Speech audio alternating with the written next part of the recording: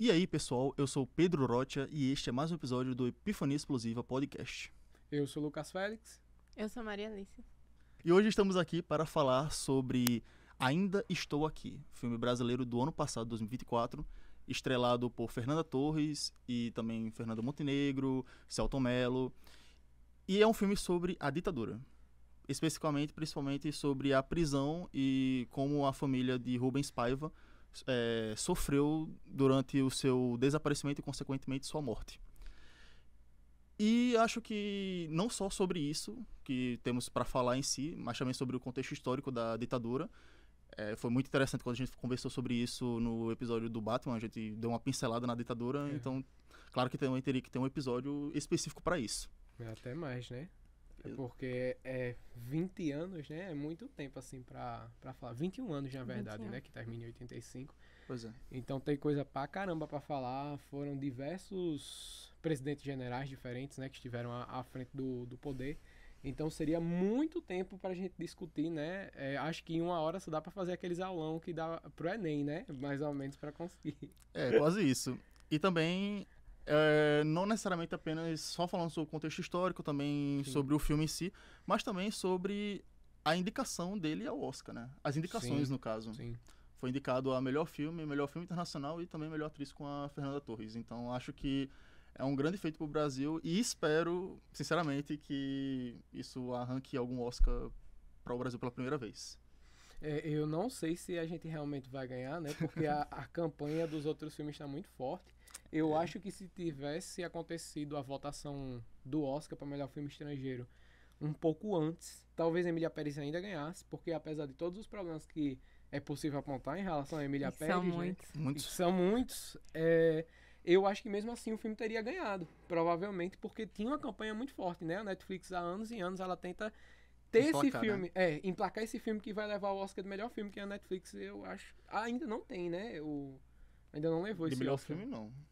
Ela tem outros prêmios, mas acho que de melhor filme realmente não tem. Emília Pérez ainda Tem- vai levar de canção, eu acho. Tem aquele, eu acho que é Roma, mas foi internacional, eu acho, não? Ou não foi, ou só foi indicado, não lembro. Eu não lembro, acho que Roma não ganhou no ano. Enfim, mas eu sei que a Netflix realmente tenta emplacar esse filme de Oscar. Sempre tem indicação, teve Maestro, teve O Irlandês, e nunca teve o prêmio em si. De melhor filme, E às vezes nem mesmo algum prêmio, né? Tipo, O Irlandês ele teve várias indicações e não foi. Acho que Não é um levou dos filmes mais indicados que a Netflix conseguiu mandar pro Oscar e não conseguiu levar nada, né? Pois é.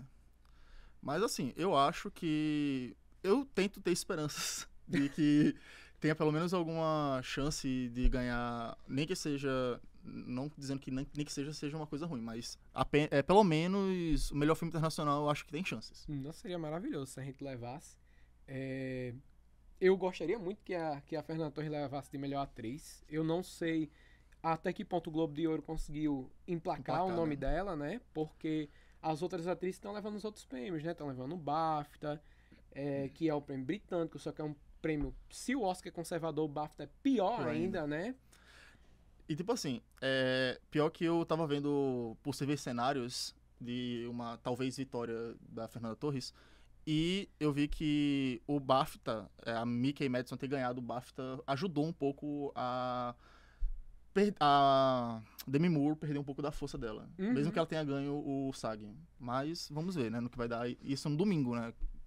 Que espero que esse episódio saia antes do fim do mês e antes do Oscar, porque senão nada do que a gente falou nesses primeiros 4 minutos vão fazer sentido.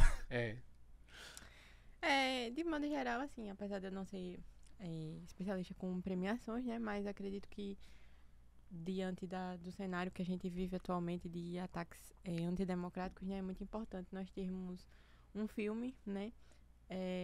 Com grandes nomes, vamos falar assim, né? Conhecido por grande parte dos brasileiros, apesar de alguns fingirem que não. Porque Complicado. a cultura é a nossa principal manifestação, né? Assim, dentro de um sistema extremamente limitante, né? Acredito que todos nós estamos vibrando com as indicações, mesmo que elas não sejam efetivamente ganhas, né? É importante a gente se sentir representado, não só como, inclusive a chamada Globo, né? Eu como especialista em novelas. Então eu estou sempre na frente da TV vendo a chamada da Globo. Estão fazendo um apelo muito grande como o Brasil, o país do cinema, né? As pessoas ainda tem uma visão de que, principalmente gente pobre, né? Vamos dizer assim, a grosso modo, não se interessa por cinema. E aí eu acho que a chegada do filme é um bom modo de contestar essa posição, né? Porque nós temos visto uma grande campanha nas redes sociais pela vitória, e acho que isso diz muito também sobre como nós gostamos de nos ver, muitas vezes. Existe essa perspectiva realmente, né, defendida por alguns setores de que pobre não gosta de cinema e por isso não vai ao cinema. Pobre não vai ao cinema porque o cinema é muito caro. Claro. Porra, vamos pegar as últimas promoções que teve, pelo menos na realidade da gente, né? Primeiro, que aqui no Nordeste a gente tem uma escassez muito grande de cinema. Sim. São poucas as cidades que têm salas de cinema. E outra, recentemente teve promoções, acho que foi até na época que saiu o filme do Beetlejuice. Teve promoção recentemente agora pro Alto da Compadecida também, que tava R$10 o ingresso. Teve pra Ainda Estou Aqui também, né? Pra Ainda Estou Aqui, os cinemas lotados.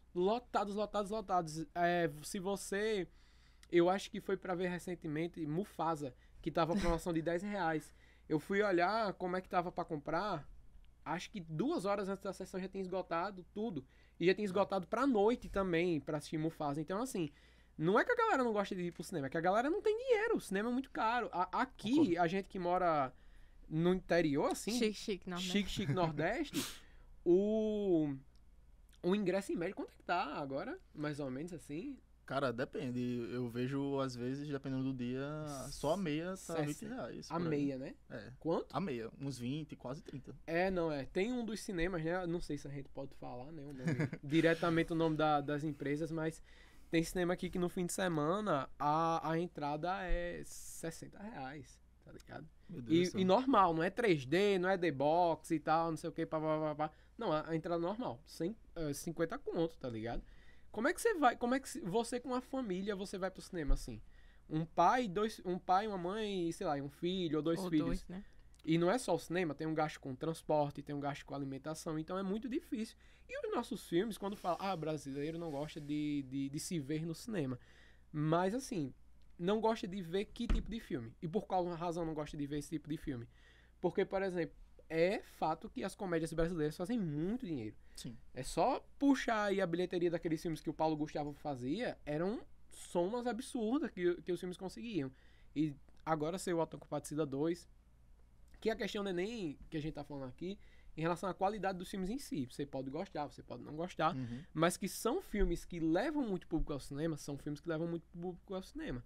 O que talvez pudesse ser dito é que a gente tem que, a termos de formação de gosto, é formar um público que queira assistir outros tipos de filme, aliás, de outros gêneros também, para além da comédia, que outros tipos de gênero também lotem as salas de cinema. E eu acho que, a curto prazo, né, Ainda Estou Aqui, ele é um indicativo muito bom nesse sentido, porque é um filme de drama, é um filme muito pesado, é um filme sobre uma temática que o nosso cinema já explorou bastante, mas ainda tem muito o que falar, porque, como a gente disse, são 20 anos, ninguém questiona que estão fazendo filme de guerra, né? É muito covarde ainda, né, as nossas expressões verdadeiramente sobre ditadura militar.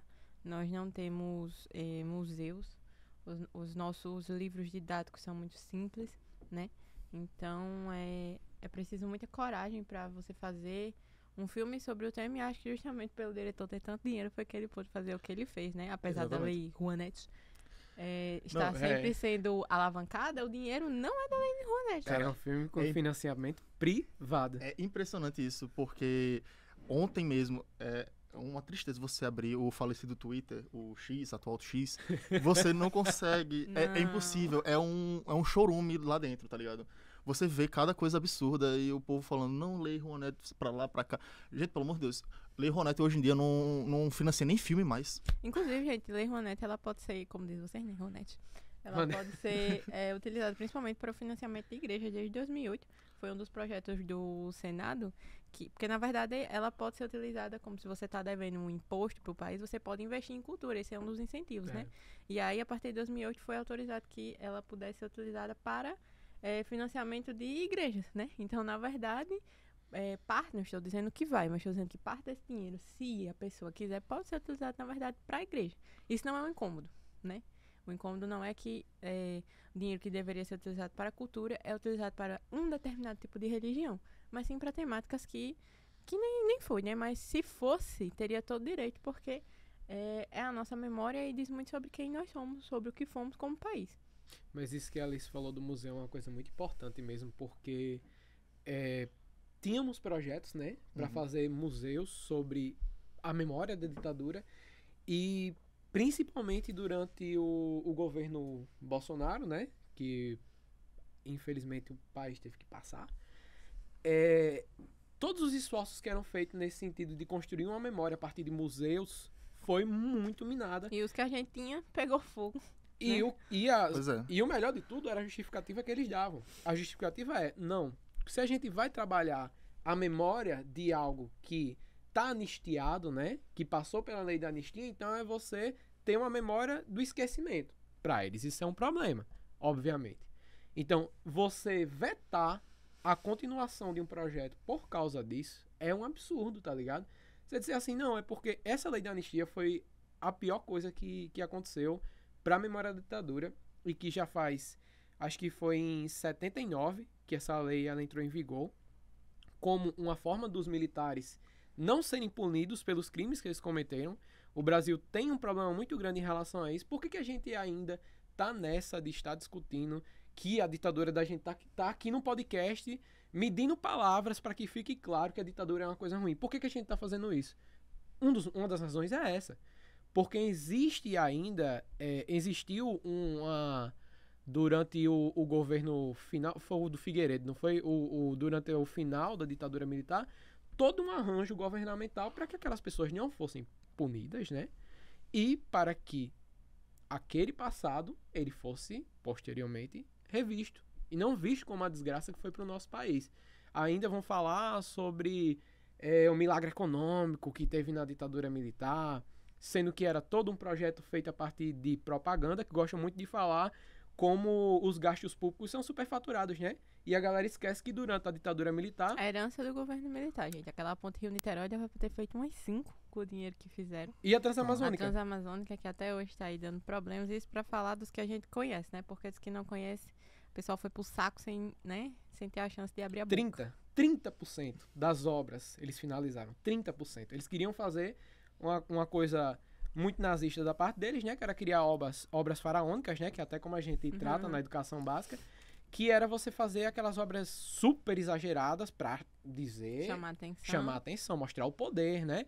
Só que eles super faturavam aquelas obras, ou seja, esse dinheiro estava indo para algum lugar. Ah, mas não existia corrupção durante a ditadura militar, que é essa que é a grande argumentação. Como é que você diz que o grande motivo para algumas pessoas quererem trazer a ditadura militar é que vai acabar com essas supostas superfaturações, que realmente ainda acontece, né? De obras públicas, mas era uma coisa que acontecia naquele período também. E você mencionou também a questão do revisionismo, né? Que tenta tratar... Que parece até que ele funcionou tanto, de certa forma, que até hoje a gente vê essas pessoas. Funciona. A gente vê essas pessoas. 8 de janeiro foi isso. Foi resultado desse revisionismo. E ainda estamos discutindo, né? Que condenar uma pessoa por tentativa de golpe só é possível porque se tivesse conseguido, não ia rolar. Exatamente. Né? É uma discussão incabível de ser feita por uma série de razões, mas principalmente porque é uma coisa muito óbvia, né? Não se tem a condição de condenar uma pessoa que está ali absoluta no poder, né? Quase que um poder moderador, praticamente. Vai esperar, vai esperar 20 anos para poder condenar de novo. Aí quando for na hora de condenar, opa, anistia. A gente já passou, então deixa pra lá. E as justificativas que são utilizadas por essa galera que tenta fazer revisão, dizer assim, não, mas é porque não foi uma ditadura totalmente militar, porque tinha apoio de civis. Mas a que civis estamos nos referindo? E em que contexto?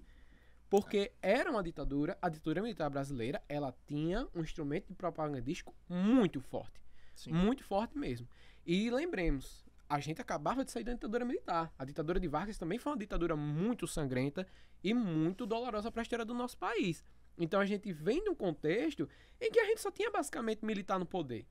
E a gente até hoje, existe essa glorificação de militares. O país, ele sai da monarquia com um golpe também, né? Querendo ou não. Deodoro da Fonseca foi um golpe, né? Foi e militar também. Porra, Nossa democracia é muito nova e aí não dá tempo das pessoas se lembrarem o quão ruim é não poder exercê-la, né? Não que eu acredite que o exercício da democracia ele é no dia de votar, não é isso que eu quero dizer. Mas que bom que a gente ainda pode fazer isso, né? E justamente por a gente ter esse histórico, inclusive, do Exército estar participando de todas as nossas decisões políticas desde a Guerra do Paraguai, né? Uhum. As pessoas foram incutindo pouco a pouco dentro da própria cabeça que é necessário ter o Exército intervindo na nossa política, o que não se configura como verdade, porque, como a gente acabou de dizer, a gente pode ver que tudo que sucedeu a partir disso foi um golpe, né? O Brasil ficou paupérrimo durante a Guerra do Paraguai, né? Matou diversos paraguaios, inclusive crianças, né? Uhum. E todo o resto, né? O golpe da República, né? O golpe de Vargas, o golpe militar propriamente dito e atualmente, né? A tentativa de golpe. Então, tá na hora de rever se realmente essas pessoas são necessárias de estarem presentes na nossa política. Acho que o filme é um bom... na verdade, acho ótimo, né? Eu fiquei bastante emocionada. Também. E acho que é um ótimo pontapé para mostrar, mesmo se tratando de uma família de classe média, ainda é uma família, né? O quanto que a violência ela pode intervir nas nossas vidas, né? Aquilo ali é uma manifestação clara de violência, de tortura.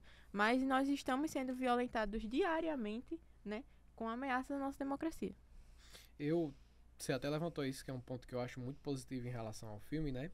Porque eu acho que o filme ele tem um intuito de chegar a um certo público do nosso país, que é a classe média. Não estou dizendo que ele é um filme que foi feito só para a classe média, mas que ele é um filme que ele tenta olhar para a classe média e dizer, você também vai se fuder. Se houver uma ditadura, você vai se fuder também. Porque é um filme que constantemente está lembrando a gente que é uma família do Leblon, que é uma família que tava bem de vida, tá ligado? É uma família rica, que era uma família de um ex-deputado. Que o Rubens Paiva teve o seu mandato cassado a partir do quê? Do AI1, que foi o ato institucional número 1, né? Que eu não sei se todo mundo que está ouvindo o podcast, e assistindo, aliás, né? Que agora a gente tá filmando, se tem noção disso, né? Dessa questão do AI1, mas o governo militar no Brasil, a ditadura militar, ela foi feita a partir desses decretos, com né? pretensões a legalidades que não são realmente legais, né? Que esses atos institucionais eram anticonstituição, né? Eles eram institucionais, não constitucionais. Toda remendada ao ponto de que eles tiveram que fazer uma nova Constituição, acho que foi em 68, que teve a Constituição da ditadura militar, e que não servia também de porra nenhuma, né? Porque mesmo assim, foda-se, tá ligado? Então, assim, a partir desses atos institucionais que eles iam botando em prática o governo autoritário deles.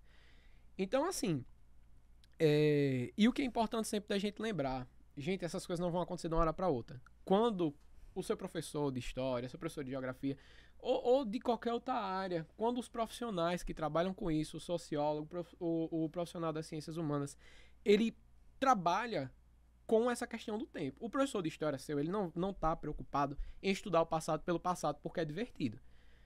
Um país sem memória é um país sem história. E um país sem história, ele tá fadado a repetir os erros dele. Sim.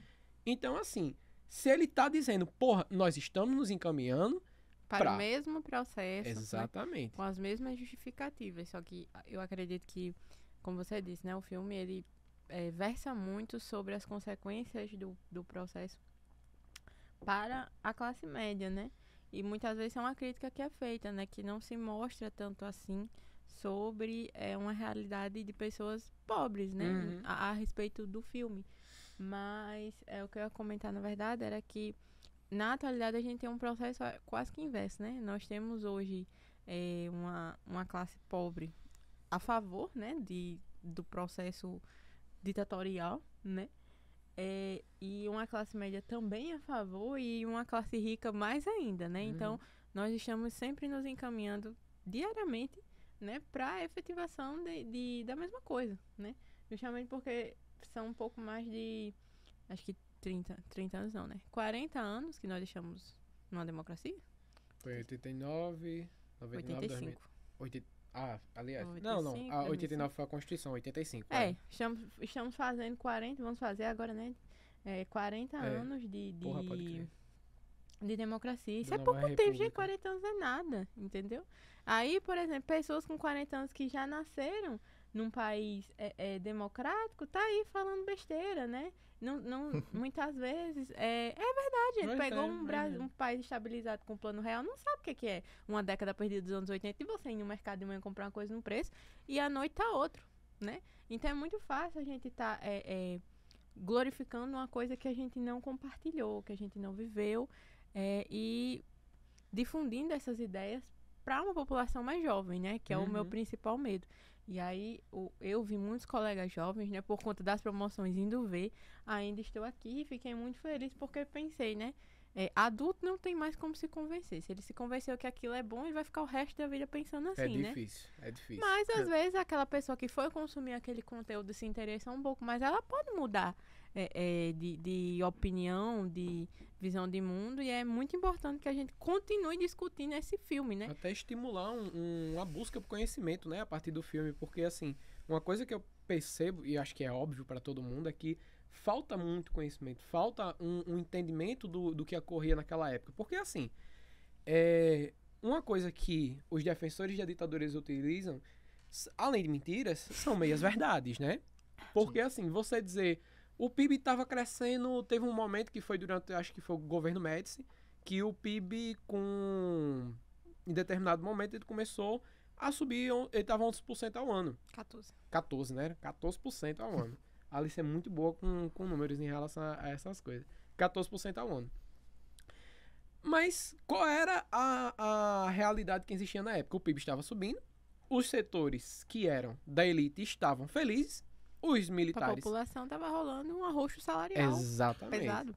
Exatamente. A população fudida. O país vai bem, mas a população vai mal, né? Que era o comentário que era feito na época. Inclusive, acho que foi pelo militar que isso foi dito. Então, assim, é de reconhecimento que as coisas naquela época, economicamente falando, socialmente falando, a termos de educação, nível de analfabetismo, estavam uma merda. Estava muito ruim. E outra coisa, não é um exemplo muito... parecido, mas levando até mesmo uma questão mais atual para tentar ver se a pessoa consegue conscientizar um pouco essa extrema-direita de hoje em dia. Levando um exemplo agora, a Argentina, de Milei. Mas ele tá certo. Mas eles falam, mas a inflação, ela baixou... Depois de ter caído 2 trimestres, né? Baixa histórica da inflação, sei lá o quê. E a pobreza só aumenta.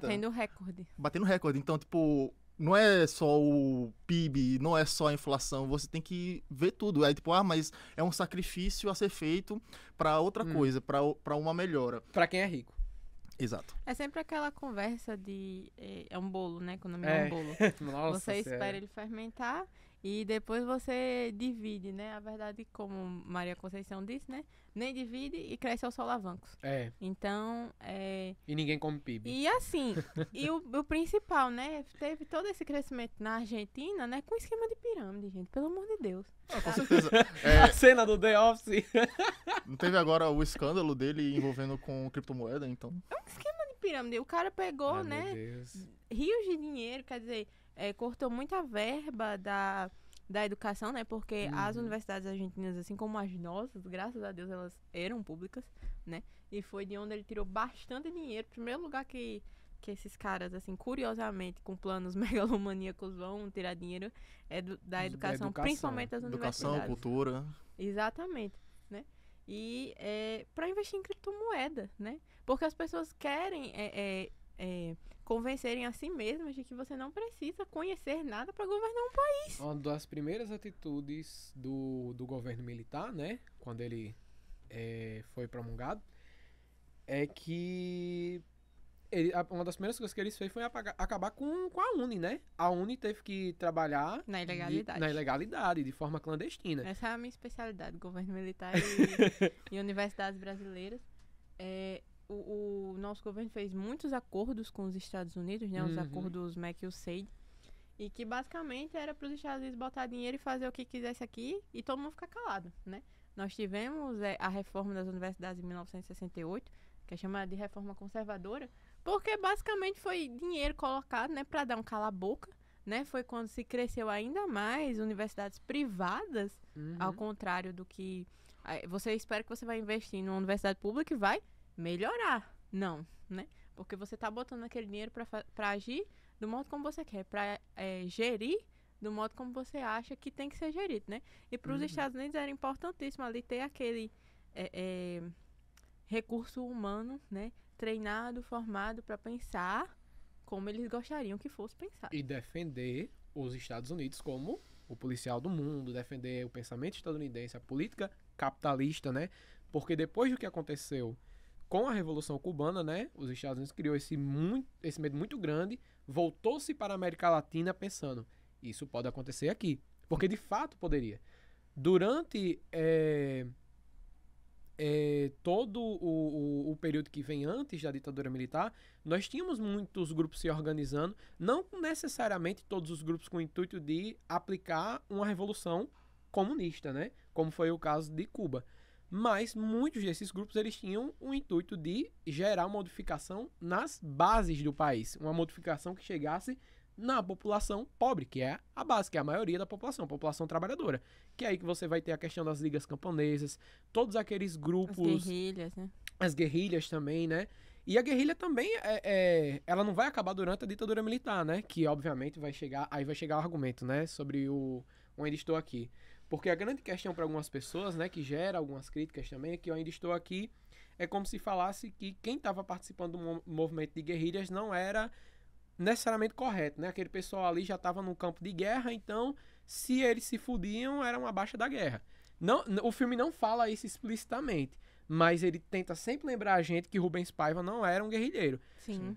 Talvez o objetivo do filme com isso fosse dar a entender às pessoas que você que também não está lutando diretamente também vai ser implicado. Também vai ser implicado, que eu acho que isso é uma boa ideia ser colocada na cabeça das pessoas, porque no senso comum se eu ficar na minha, não vai acontecer nada comigo.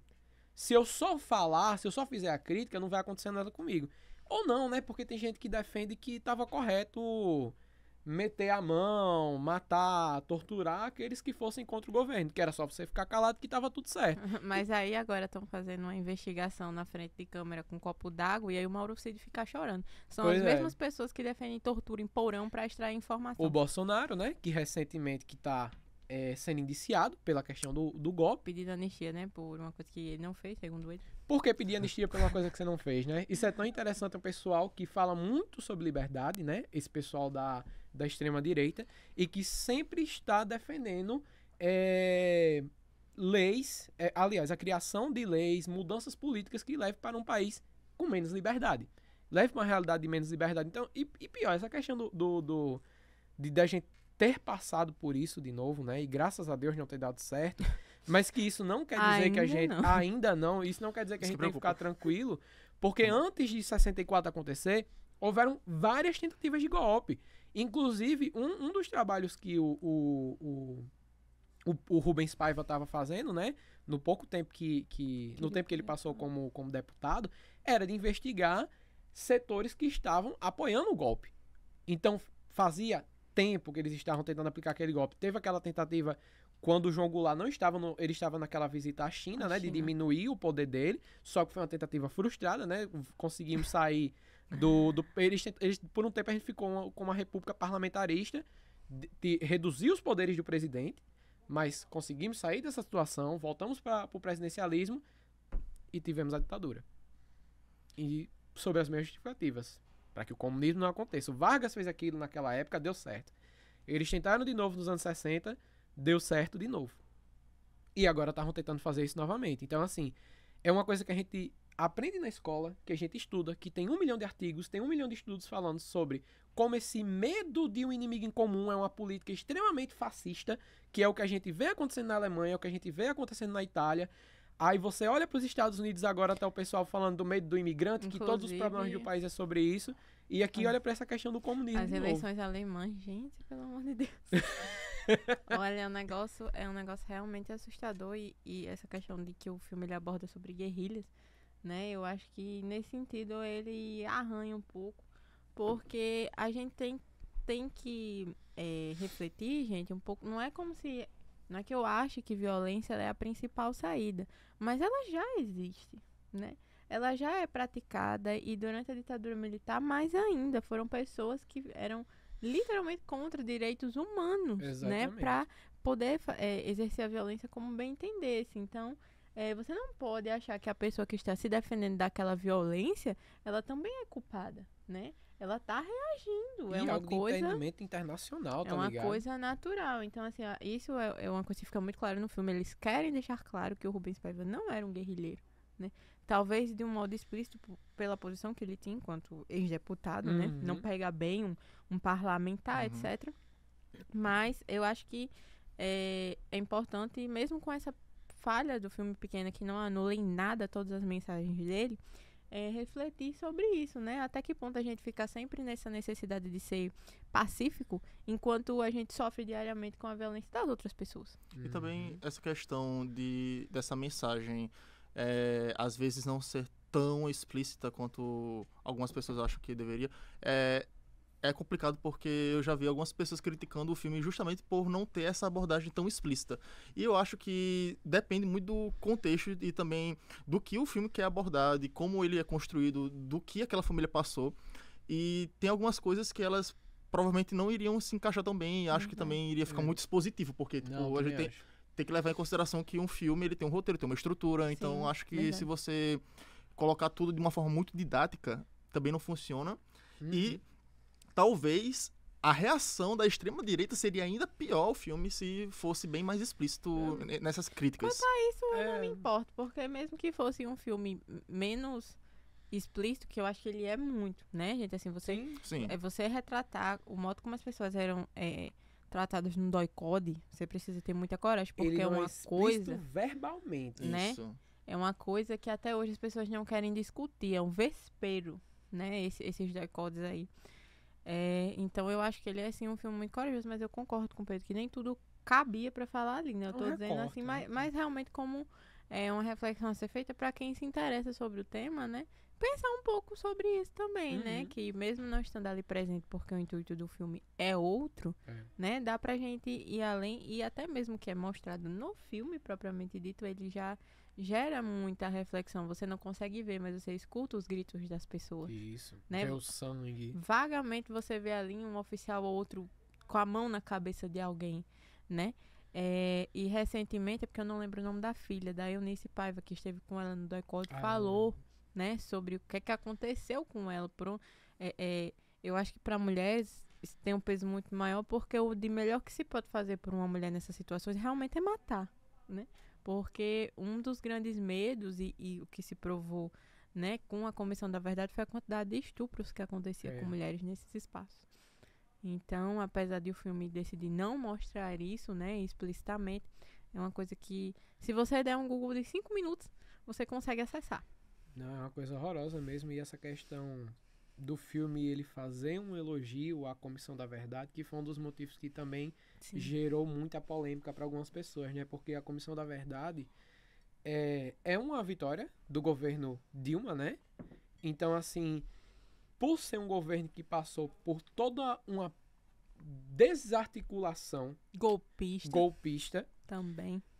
Então, porque assim, gente, quem era até adolescente na época, ou era pré-adolescente na época, que era o meu caso, por exemplo, você pode prestar atenção que todo mundo tinha a noção de que aquilo que estava sendo feito era ridículo. Porra, o cara chegar, que é o caso do Bolsonaro, né? Chegar na frente de todo mundo, tá sendo filmado, tá sendo gravado. Uma mulher que foi torturada durante a ditadura, que participava de movimentos anti-ditadura, chega na frente de todo mundo e dizer assim, que está fazendo aquilo pelo herói brilhante e Ustra, o terror da Dilma. Pela memória. Pela memória. Olha só, né? Um governo, um cara que veio a governar, que era tão contra a gente trabalhar a nossa memória, anti-ditadura, era um cara que sempre estava advogando pela memória dos torturadores. Né? Exatamente, dos perseguidores. Porque os perseguidos é você chegar e dizer, quem se fudeu era pra se fuder mesmo. E pronto. Então, assim, porque pra quem não sabe, quem tá ouvindo e não sabe quem é Brilhante Ustra, ele era um dos principais militares que estavam ali e que participava diretamente de muitos desses casos de assassinato, de sequestro, de tortura dessas pessoas. E que por muito tempo os crimes que ele havia cometido não haviam sido revelados. Porque justamente por essas pessoas estarem debaixo da lei da anistia, o que eles tinham feito não havia punição. Toda e vez... muitas vezes ainda ascendem a espaços atualmente democráticos, né? E ficam falando de dinheiro, de dinheiro, de dinheiro. Hoje, com a Comissão da Verdade, com as investigações que foram reabertas sobre o caso Rubens Paiva, a gente sabe que... Ai, nossa, é uma coisa muito chocante. Os caras, cinco militares foram relacionados ao que aconteceu com ele, o desaparecimento e assassinato dele. E esses 5 militares, os que estavam vivos, e a família deles, recebe 1,2 milhão de reais por ano de pensão. Foda. Então, assim, tá sempre falando como a gente tem gasto inútil, né? E a gente tá dando dinheiro pra torturador, pra assassino. É sempre o pessoal que tem um discurso de a gente tem que matar a vagabundagem, esse pessoal... Por que tem que matar a vagabundagem? Às vezes vai pra um caminho dizer que eles são pecadores, porque eles estão indo contra... Ou que na prisão é melhor. E é assim, gente, é uma coisa a se pensar. Se uma prisão é melhor do que a vida que a gente tem... Só que esse sistema é assim tão bacana, não né? Eu escuto muito isso de, não, porque fulano foi preso e com salário de preso comprou um carro. Comete um crime então, amigão. Vai preso Isso também. é tão bom assim, né? Né? Assim, isso é uma coisa tão bacana. E se a prisão, na sua concepção, né, é melhor do que a vida que você leva, temos um problema, né? Então, assim, esse enxugar os gastos públicos nunca é com salários parlamentares, com pensões militares, que são um dos nossos grandes gastos, né? O que se gasta de pensão militar no ano não se gasta em universidade pública. São 5 pessoas. E é mais de 1 milhão de reais em pensão militar. Mais de 1 milhão de reais. Enxugar dinheiro é sempre em Bolsa Família, né? Aí, recentemente, no pé de meia, né? Então, enxugar dinheiro é enxugar para pobre. Eu vejo mesmo que é muito bom, né? Coisas que são bregas se você for pobre, né? Que é receber dinheiro do governo. Se você for rico, é legal. Exatamente. Né? Então, todo esse... Porque há muito esse apelo para a ditadura em torno dos benefícios econômicos, que a gente já falou aqui, que eram específicos para uma classe que não deixou de ser, né? Esse é um dos problemas. Não deixou de ser benéfico para essa mesma classe. Uma classe de ricos que, obviamente, não viu nenhum problema em entregar o país para os Estados Unidos. Porque a grande questão da elite brasileira, isso é uma coisa clara. Pensem um pouquinho. A elite brasileira sequer vive no Brasil. A gente tem uma elite que sequer vive no país. Claro, temos casos de países em que a elite, no mínimo, ainda vive no país e tenta ter algum tipo de melhoria para ele porque está vivendo dentro dele. Então, assim, a gente tem uma clara elite que não vai ter problema em pegar todo os recursos do país e entregar na mão de outro, porque para eles é muito pior que a riqueza que o nosso país tenha realmente seja dividida, que seja compartilhada, que os recursos cheguem às camadas mais pobres, do que ver o país sendo entregue. Porque, porra, é aquilo que a gente falou no episódio do Batman também, sabe? É o cara chegar pra saudar a bandeira dos Estados Unidos e se dizer patriota. Nossa, isso é cada vez mais evidente, né? Porque você pensa assim, nossa, teve a eleição aí o deputado, o que eu vou fazer? O deputado vereador de extrema-direita, vamos trabalhar? Não, vou lá para os Estados Unidos para posse do Trump. E nem entrou. Pois é.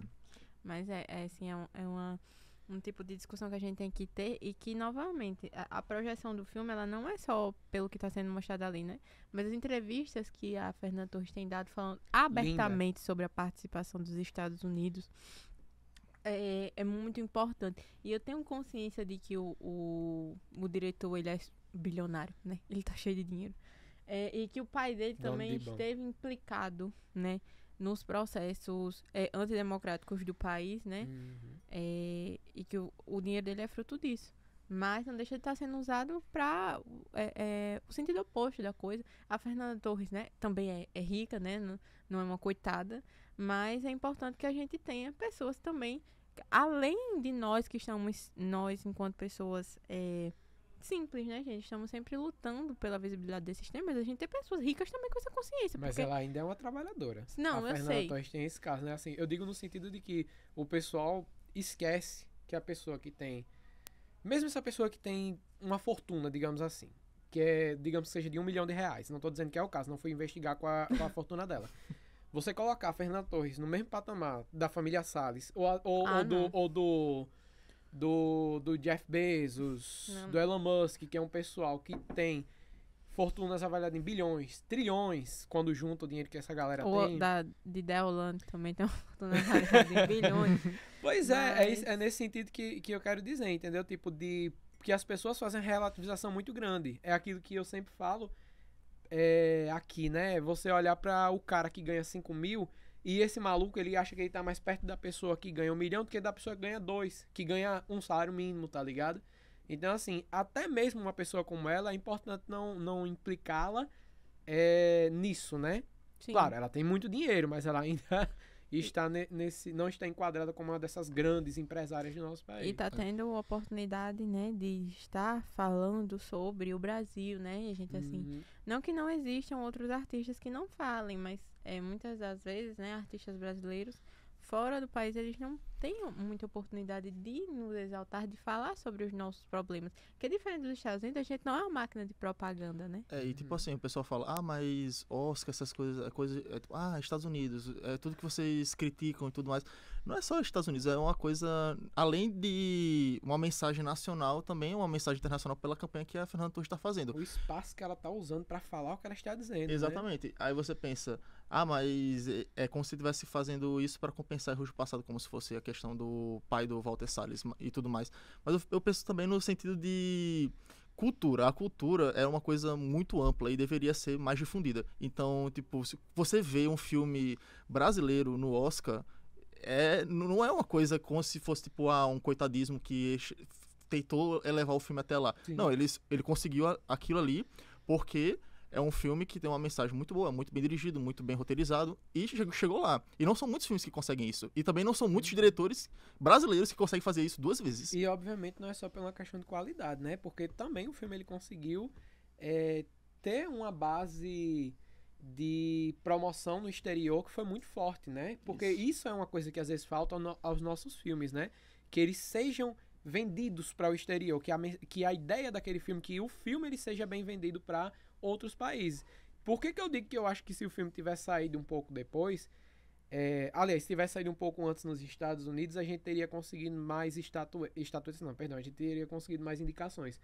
Pelo fato de que ele é um filme que tá lotando sala nos Estados Unidos. Tá sendo pouco exibido lá, mas tem muita gente interessada em ver. Mas agora tá melhorando. Tipo, eu vi que são mais de 700 salas. Eles estão ampliando por causa da demanda. Porque tem uma demanda por ver o filme. Porque o pessoal está vendo e pensando, porra, é um puta filme. E assim, o Walter Salles, ele tem uma forma de direção. A gente já assistiu outros filmes dele, né? A gente já fez muitos comentários. Gosto muito de Diário de Motocicleta, por exemplo. Foi maravilhoso dele. O Central do Brasil nem se fala e tal. Sim. Então, assim, o cara ele tem uma produção de filmes que é bem perceptível que ele tem um modo de fazer cinema que quando você assiste remete a uma produção estadunidense, digamos assim. Não é o modo como ele está produzindo um filme, mas é o modo como ele filma, né? Acho que as inspirações dele na parte técnica talvez seja muito puxada para esse campo. Então, é um filme que vai ser mais agradável aos olhos dos estadunidenses. Mas teria filmes melhores brasileiros que poderiam ter concorrido ao Oscar? Com certeza, com certeza. O Brasil, ele faz grandes filmes. Mas não é todo filme da gente que vai conseguir chegar para um americano médio, digamos assim, e ele vai olhar para aquilo e vai conseguir gostar. Convenhamos que o Oscar não é desmerecendo ninguém, nenhum filme e tudo mais, mas o Oscar, infelizmente, é tudo questão de lobby. Você vai chegar lá, faz toda a campanha, é tipo quase uma campanha, tipo, me note, estou aqui. Me note. Agora, por favor, me dê uma indicação. Quer dizer que Oscar de qualidade, Emília Pérez não tinha sido indicada. Exatamente. Né? Se você fosse levar a questão de indicações de Emília Pérez, essa porra de filme... Foi o mais indicado. Tem 13 indicações, cara. 13 indicações. E ele não merece nem 2, eu acho. Eu acho que ele não vai sair com muitos prêmios, não. Provavelmente, talvez ele leve o de canção. Porque, assim, como a votação é aquela... Que, infelizmente, não tem nenhuma boa. Mas ele passou por esse processo de votação depois das polêmicas que o filme surgiu, né? Que todo mundo dizia isso. Pra Emília Pérez sair da jogada e a gente ter um pouquinho mais de chance, é só se esse filme acontecer uma merda muito grande com ele, né? E aconteceu. É uma pena que isso tenha acontecido assim. A gente não estava na torcida que atores passassem por algum problema e tal, implicados nisso. Mas descobriu que a personagem título do filme, que é uma coisa muito interessante, que o filme tá sendo vendido sem título agora, não sei se vocês viram isso, mas as propagandas de um filme, eles colocam a Zoe Saldana na capa e pronto. Não tem Emília Pérez, não tem nenhum nome Emília Pérez. Às vezes colocam até a Selena Gomez, que pelo amor de Deus. Até a Selena Gomez. Então, assim, aí você bota uma mulher que, gente, digam o que quiserem. Ela não está implicada porque ela falou coisas xenofóbicas, porque ela foi super preconceituosa, teve um racismo religioso muito forte ali em relação ao Islã, por exemplo. Sim. Então, assim, não foi por causa disso. Ela se fudeu porque ela fez a maior desgraça que ela podia fazer, que era falar mal do Oscar.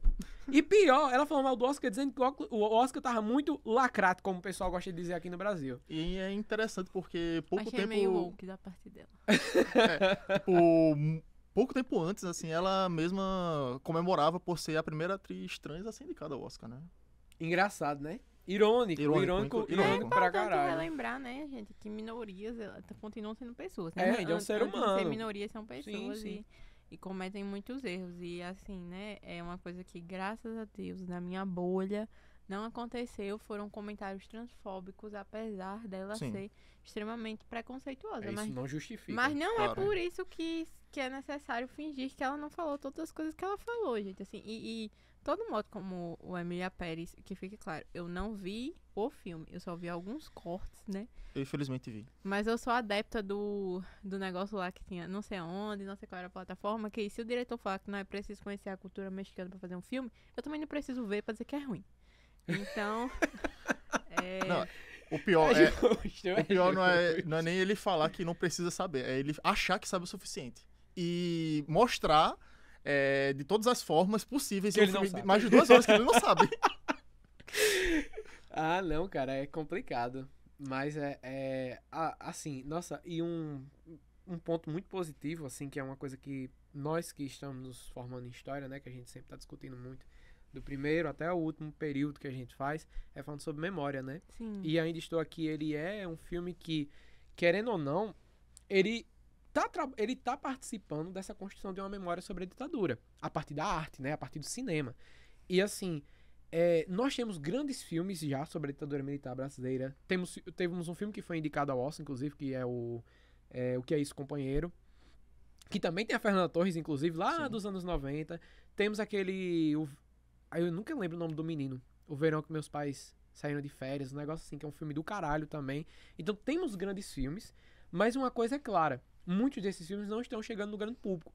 O que Ainda Estou Aqui deixa muito feliz a gente, né, em ver que o filme está chegando em muitas pessoas. Sim. Então ele tem essa questão de estar levando a mensagem em relação à ditadura a muitas pessoas e tá participando dessa construção da memória antiditadura, que é muito importante para o nosso país e que carece de mais obras nesse sentido, que amplia até os sujeitos que vão aparecer ali, os personagens e tal. E ele chegou na hora certa, né? E chegou na hora certa, né? Assim, assim, isso não quer dizer que a gente... Infelizmente, isso não quer dizer que a gente vai sair do momento tenso que a gente tá passando. Né? Mas a questão da memória que eu ia colocar aqui é a temática principal do filme, do meu ponto de vista, né? Porque tem muita gente que... Alguns dos críticos ao filme, né? Algumas das pessoas que falaram mal é que dizia não, que o filme dá saltos temporais, eu não gostei desse salto. Gente, mas o salto é porque ele fala de uma memória individual daquela família a termos de um reflexo de uma memória coletiva. Porque imagina, se coloque você no lugar que diz que é besteira e coisa do tipo, fala sobre isso. Se coloque no lugar até da família que perdeu um familiar, que perdeu um pai, você não saber o que aconteceu com ele. Como é que foi para as crianças, como é que foi para a mãe, porque é um pessoal que defende muito a família, né? Por exemplo, é um pessoal que diz que defende muito a família. E o que aconteceu com essa família? Sabe? O que estava implicado para aquela família de acontecer isso? Que o que acontece ainda hoje, né? Porque, não sei se vocês viram sobre a questão do Marcelo Rubens Fábio, que ele tava, né, na escola de samba. Na escola de samba e simplesmente um cara chegou lá e atacou ele, tá ligado? E todo mundo ficou olhando. Sempre recorrendo naquela coisa de que nós não podemos ser violentos como eles são, mas assim, gente, eles já são, né? Eles já manifestam essa violência de modo muito claro e uma hora isso vai ser cobrado, porque nós estamos sempre passivos diante dessas coisas, né? A passividade é tudo que eles querem. Eu acredito que a arte, ela é um modo, com certeza, de combater, né? Autoritarismos, de relembrar as pessoas coisas que elas não querem ser lembradas, né? E é por isso que eu acho que o filme ele causa tanto desgosto na extrema-direita. Porque imagina, né? Você querer, você ser um patriota, querer desmerecer um filme que o seu país fez, com 3 indicações ao Oscar, né? Se é tão ruim tá com todas essas indicações, se fosse bom, né? Levaria tudo, estaria indicado em tudo. Então, assim, das muitas críticas que é feita, né, que a gente até o momento não tocou abertamente no ponto, né, de que está falando sobre uma família de classe média e que não tem todas as representações de todas as minorias do mundo, que é impossível, né? E o que é engraçado vem de quem vem, né? E que não é a proposta do filme, não é essa. A proposta do filme realmente é falar sobre a família do deputado Rubens Paiva. É né? você partir de uma micro-história, digamos Sim. assim, para falar de uma coisa muito maior. Você tá falando do macro, né, que é o contexto de ditadura militar, a partir da vivência daquela família. Então, assim, o que eu gosto do filme dele dar esses saltos temporais e ele usar a memória humana no sentido de memória humana e não memória coletiva, no sentido que a gente fala na história, memória pública, né? Sim. Que é o que o filme está fazendo, né? Falando sobre a memória pública, a partir de uma visão sobre uma memória individual, da memória da nossa cabecinha, né? Que eu acho belíssimo isso, que o filme dá esses saltos para mostrar. Isso mexeu com essa família pro resto da vida deles. Exatamente, né? Foi pros anos 90, eles ainda estavam com aquilo passando na cabeça deles. E é uma coisa que não se esgota no sentido da família do Rubens Paiva, né? Claro. Aqui no Rio Grande do Norte a gente tem um jornaleco muito ruim que eu ainda acompanho porque eu preciso saber o que é dito em determinados âmbitos. Mas que saiu aí uma matéria, acho que foi na segunda-feira. Não, semana passada, na verdade, né? Que hoje ainda é terça. Falando sobre uma das categorias que o filme tinha perdido em algum prêmio, que eu não lembro agora, né? E tem muitos comentários, Foi né? no BAFTA que a gente dando perdeu graças a Deus, porque ninguém aguenta mais filmes sobre ditadura militar.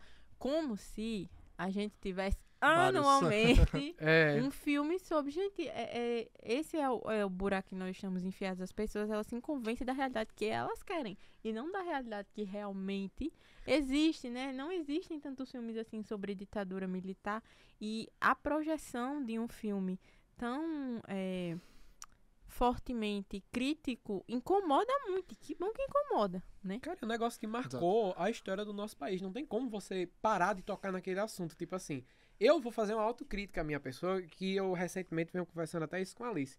Quando eu era mais novo, eu tinha a seguinte visão sobre representações de vilões nazistas.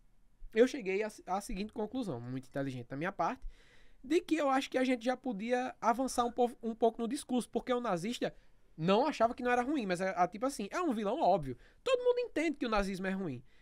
E a gente tá vivendo na realidade, que eu não sei se é minha síndrome de protagonismo, que foi feito pra calar minha boca. Porque se quer o nazismo, que era pra ser um vilão óbvio, é um vilão óbvio, entendeu? Então, e a ditadura era pra ser também, porra, é uma ditadura, tá ligado? Era pra ser uma coisa óbvia. E não é. Não é, a gente não pode parar de falar sobre isso. A gente precisa lembrar. É necessário que seja lembrado, é necessário que nunca seja esquecido. Sim. Então, assim, o fato do filme estar falando sobre memória é tão importante por causa disso. Ele faz uma metáfora, pegando uma coisa que realmente aconteceu, né? Que realmente a Eunice Paiva teve Alzheimer. E faz, assim, um fechamento belíssimo pro filme, né? Tipo, é uma coisa que quem tem familiares com Alzheimer na família mexe muito com você que tá vendo, sabe? Porque ela vê o nome dele o nome dele, por causa da Comissão da Verdade, né, que estava investigando novamente o caso dele, que foi porque nos anos 90 ela recebeu o atestado de óbito, mas eles não sabiam o que tinha acontecido. Ali também foi uma vitória que a gente teve acho que foi em 96, que ela recebe em 98, que foi de vamos dar às famílias o atestado de óbito dessas vítimas desaparecidas. Pelo menos, né? Pelo menos, mas não sabia o motivo. A gente sabe como aconteceu e o que aconteceu por causa da Comissão da Verdade. Então, assim, é uma família que não teve justiça até hoje. A gente vive na realidade, todo mundo tá abrindo a boca muito para falar sobre justiça, e é uma família que não teve justiça pelo que aconteceu com um familiar. Aí pega ali a Fernanda Montenegro também na sua participação rapidinha, né? Dela ter uma reação quando vê o caso do Rubens Paiva sendo falado. Isso é uma coisa que mexe com você, para você entender como aquilo foi uma coisa que fudeu. Marcou a pessoa. Né? Fudeu a cabeça daquela pessoa, tá ligado? Que marcou demais de uma maneira negativa. Sim. Porque, vejam, gente, assim, dentro do nosso senso comum, a gente fica extremamente triste, né? De pensar que muitas vezes o nosso pai, mãe, marido sai de casa com a chance de não votar, se for policial pela criminalidade, se for um trabalhador também pela criminalidade, e a gente se sente tão injustiçado, por que a gente não se sentiria injustiçado se altos escalões do exército brasileiro invadissem a sua casa, intervissem na sua família e fechassem as suas portas, né? É porque é um tipo diferente de bandido? É por isso que a gente deve se ofender menos ou se importar menos, né? Porque a Eunice Paiva, ela sofreu de modo que, apesar do Alzheimer, ela ainda conseguia se lembrar do quanto aquilo foi marcante para ela, né? E tem a questão de todas as outras pessoas implicadas, outros grupos, né? Grupos indígenas também. Que se fuderam que muito foram durante o período. muito reprimidos, né? E a gente viu um reflexo disso até hoje, porque as políticas ditatoriais que se tinha em relação aos indígenas eram políticas integracionistas, de processos que a gente chama de aculturação. Assimilação. Assimilação ou de aculturação, de que eles deixariam de ser indígenas, porque a ideia deles é, vamos civilizar os indígenas. Essa era a perspectiva, vamos torná-los cidadãos. Eles tinham projetos pensando nisso, e em tantos anos a gente vai conseguir colocar tantos indígenas na sociedade brasileira. É isso que é educação cívico-militar, né, gente? Eu já falei sobre isso no episódio do Batman, mas é sempre interessante até comentar novamente, porque nem todos que estão assistindo esse episódio viram aquele episódio, e como isso é sobre a ditadura em si. Mas eu ia citar novamente sobre o que aconteceu com o meu avô. Sim. Em 73. Eu até fui falar com minha avó sobre isso, que eu tava fazendo umas pesquisas porque eu tô querendo fazer uma série, e um dos episódios iria retratar essa questão da ditadura. Então, eu conversei com ela e ela falou que quando ele foi preso, era tipo bem cedo. Eles chegaram procurando coisas, eles não encontraram nada. E na maioria das vezes, né? Mesmo assim levaram ele. Aí a pessoa pensa, mas foi por engano, porque o meu tio-avô, que era um dos líderes do PCB daqui do RN, estava envolvido e tudo mais, mas eles sabiam. Eles sabiam que meu avô não era o meu tio-avô. Eles pegavam de propósito. Eles sabiam tanto disso que meu tio-avô depois foi preso também. Eles faziam isso justamente com o intuito de mexer com a cabeça da pessoa que eles tinham interesse. Exatamente. O meu avô, ele foi preso 2 vezes. 2 vezes, e em uma das vezes, eles até ameaçaram prender a minha avó, que ela estava grávida de 9 meses, tá ligado? Ai, nossa, é que você falou esse negócio de gravidez, puta que pariu. Tipo, são muito casos de mulheres que foram levadas grávidas e foram estupradas, e que tiveram filho dentro da prisão, e que até hoje não sabe, né? Onde o filho está, o que aconteceu com eles. Então, assim, são coisas aterrorizantes. São coisas muito, muito chocantes. E assim, gente, são relatos que você não precisa ir pro YouTube pra ouvir, não, né? Eu acho que todos nós aqui presentes na mesa, Pedro tem, eu tenho, né? A minha avó, ela nasceu em 48, então a minha avó vivenciou a ditadura militar. E a minha avó, ela esteve participando do projeto de Pé no Chão Também Se Aprende a Ler, que foi um projeto de Djalma Maranhão para alfabetizar as famílias analfabetas aqui, né? Do Rio Grande do Norte. E ela sempre conta, né, como as invasões do exército, elas eram violentas, né? E assim, gente, ok, não estou dizendo que é justificável, mas para o exército é justificável você invadir casas de líderes do PCB ou de famílias, etc., porque eles são... Sua avó sequer era comunista, né? Exatamente. Não, é uma escola. Tá entendendo, gente? Qual é a justificativa de invadir escolas com tamanha violência? Então, não existe realmente um motivo plausível, mínimo, claro que seja, para ser feito o que foi feito. Realmente, são pessoas que se sentiam tão plenamente capazes de fazer o que queriam, que simplesmente faziam, né? E assim, eu quero falar que, na verdade, você não precisa ir a fundo para escutar relatos ruins sobre ditadura militar. Né? Meu pai fala também. Meu pai fala sobre isso. É difícil você estar numa mesa e você não ter familiares que tenham relatos sobre ditadura militar. Claro, vai ter gente que vai abrir a boca agora, pode estar assistindo até dizer, mas eu tenho familiares que falam de maneira positiva. Sim. Gente, existem também. Existem pessoas que vão falar sobre isso, mas uma pessoa dizer que aquilo era positivo, vamos até às vezes refletir o que aquela pessoa está falando, porque muita gente que diz que um familiar fala de maneira positiva, o familiar abre a boca para dizer assim, que nem eu já escutei. Mas é porque naquela época era muito boa, porque qualquer pessoa que eles pegasse na rua ia preso. Tá, mas por quê? Mas por que isso é bom? Porque passou das 10 horas eu não podia andar na rua. Aí era muito bom. Mas por que isso é bom? Ah, não, porque naquela época a gente era muito bom porque a gente saudava os militares. Mas por que que é bom saudar os militares? Não tinha novela com baixaria.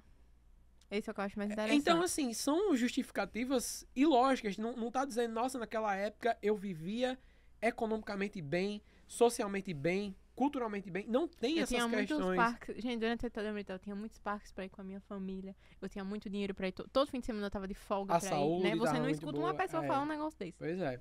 Então, assim, é muito esquisito. É bom refletir até o que é quem tá dizendo que é positivo a partir da sua memória sobre a ditadura, o que é que tá dizendo. Porque, por exemplo, teve... Eu olho as merdas dos comentários, às vezes, no YouTube, e às vezes eu acabo vendo esse tipo de coisa. Teve um que falou assim, não, meu avô era caminhoneiro, ele dizia realmente que acontecia essas coisas, mas que só implicava quem estivesse mexendo com os caras, porque com meu avô ninguém mexeu. Ele está assumindo que a repressão acontecia. Porque essa é uma das nossas lutas.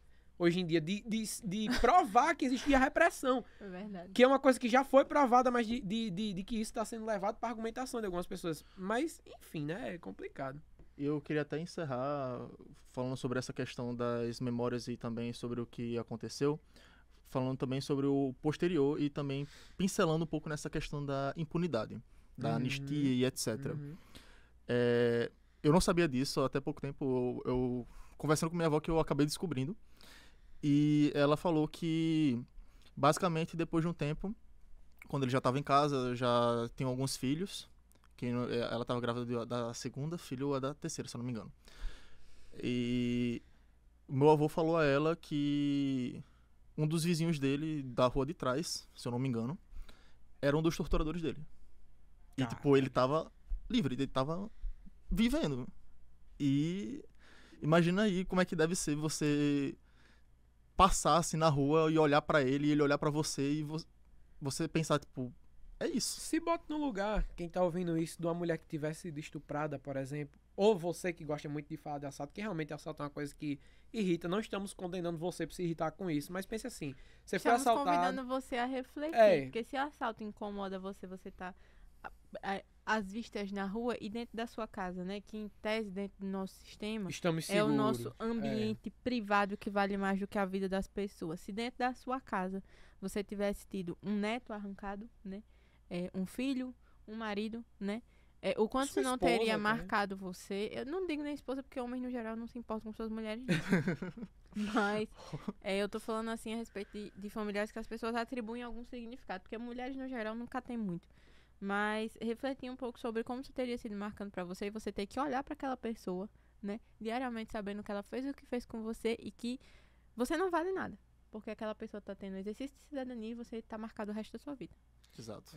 Eu só queria falar uma coisa bem brevemente em relação ao filme, né? Que é a parte da arte, falando sobre a arte, né? No sentido de que o filme ele coloca uma música, né? Que é a música de Erasmo Carlos, né?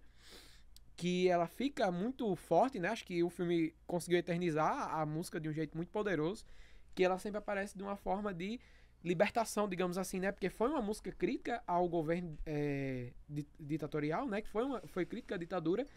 E é interessante como é que aparece o Roberto Carlos, né? Nesse contexto. Porque tem uma ceninha do filme que até eu e a Alice comentou assim que a gente saiu da sessão, né? Que Depois que eu parei de chorar. Depois que a Alice parou de chorar. É porque ele é um filme que você termina, você fica um tempinho em silêncio ainda, né? Pra processar. Mas que o Roberto Carlos, a música dele aparece em uma cena, que é quando a filha pergunta pra mãe o que é que tá acontecendo, e ela usa a música dele para abafar o que estava acontecendo. E por que isso acontece? Porque, historicamente falando, embora o Roberto Carlos adore negar isso, sendo que tem uma foto dele ganhando uma medalha dos ditadores, é que o Roberto Carlos foi um músico que a ditadura colou nele, que fazia muitos shows comemorando, inclusive, o golpe militar. Então, assim, ele é um músico que... mas ele não fez uma música diretamente apoiando a ditadura, ou ele não chegou no poder, ele não chegou hoje em dia e falou que a ditadura foi uma coisa muito boa. Gente, mas o silêncio dele, e ele está participando de eventos militares naquela época, e ganhando muito dinheiro com aquilo, ganhando a concessão de uma rádio na época com aquilo. Então, assim, o silêncio, ele fala muito também sobre o que aquela pessoa tava fazendo. Porra, tinha um monte de gente se fudendo. Você tinha, se eu não me engano, foi o Ziraldo que pegou o slogan da ditadura e fez uma coisa maravilhosa, que o slogan, eu não sei se todo mundo que tá vendo conhece, né? que o slogan da ditadura era Brasil, ame ou deixo. Aí o Ziraldo escreveu, o último a sair, Que o SBT reprisou que apague a em luz. 2018. Pois é. Então, assim, é interessante como ele trata dessa questão da arte no filme, né? Eu gosto muito de como foi uma sacada muito boa. Não é uma polêmica em relação ao Roberto Carlos, não é uma polêmica, é um fato. É um fato que foi benéfico pra ele, o que estava acontecendo ali. Ah, mas o do Roberto Carlos estava apoiando a tortura, ele foi torturado, não sei o quê. Não, mas, gente, assim, porra, né? Vai dizer que não aconteceu? Estar numa posição de privilégio e ser conivente também é um modo de apoiar determinadas coisas, né? Existe um pouco de dificuldade de compreender que não é porque você não está participando diretamente que você não pode usar a sua voz no sentido contrário, gente. A questão do julgamento, por exemplo, que houve para os nazistas. Alguns dos nazistas que foram julgados, ninguém acha errado que a gente tenha julgado, por exemplo, naquele momento, né? Nazistas que o defeito deles era só abrir a porta do Até agora, né? abrir a porta do trem que ia desembarcar e embarcar os judeus que eram levados para os campos de concentração. Então, assim, ele matou alguém? Não, tava só abrindo porta e fechando. Ele não tava participando daquela merda? A gente não tem muita gente que fica feliz em dizer que tinha militares que estavam indo contra, inclusive ainda estou aqui, tenta colocar isso, é verdade. Temos militares, temos casos de líderes religiosos também que foram contra a ditadura, mas enfim, é importante que seja estudado, a gente vai tocar nesse tema em outros podcasts também, né? A gente pode fazer um podcast realmente de história, né, pra falar sobre ele, mas que é um filme, sim, que eu considero que é muito importante, aliado a políticas públicas, obviamente, e nós já estamos tendo. A gente vai ter um serviço de streaming gratuito, brasileiro pra alavancar o nosso cinema, pra chegar às pessoas. Tapas e beijos tá aí batendo um recorde no Globoplay. No Globoplay de graça, né? É muito bom, assistam. E os normais também, né? Inclusive os normais tá fazendo até mais sucesso do que o Tapas e Beijos. Duvido. Então, assim... Mas, enfim, a gente entende que não é só o filme que vai modificar o país, Sim. mas que ele ele tá sendo, sim, muito importante pra gente. Grande passo, né? Pra gente voltar a ter autoestima, assim. E também para que a gente possa sempre nos ver, né, nesses grandes prêmios. Porque, como o Pedro falou, uma das justificativas dessa, de que os Estados Unidos é tudo que a gente critica. E por isso mesmo, gente. É tudo que a gente critica porque eles não querem que a gente esteja participando lá. Então, né, clima de Copa do Mundo, sim. Devemos ocupar esses espaços e domingo, né, estaremos assistindo, né, e na torcida. É clima de Copa do Mundo. Eu sei que a Fernanda disse que não era, mas clima de Copa do Mundo e foda-se, igual o Celton Mello falou. E é isso. Obrigado pela participação de vocês nesse episódio. Eu acho que o papo agregou bastante. Poderia agregar ainda mais, mas isso aí já levaria mais de 2 horas pra frente. E é isso.